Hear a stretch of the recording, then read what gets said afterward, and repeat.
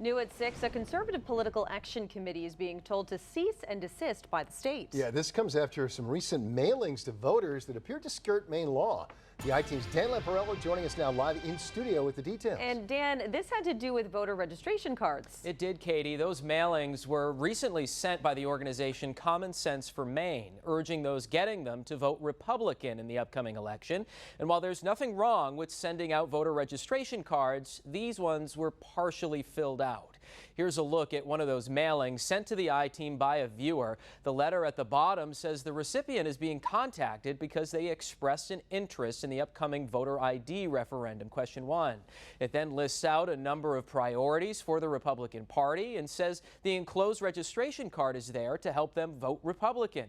You can see on that card that the party affiliation section is already filled out with a big check in ink next to Republican there.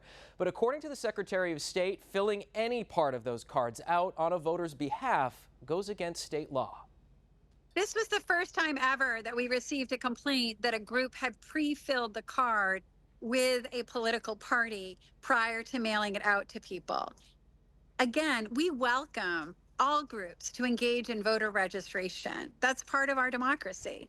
But it's really important to recognize that it's the voter's choice to register and to affiliate with a party if they so choose, not any group's decision. Now, the Secretary of State sent a cease and desist letter to the organization late last week saying if they didn't stop the practice, her office would withhold sending them any more blank voter registration applications to include in their mailings.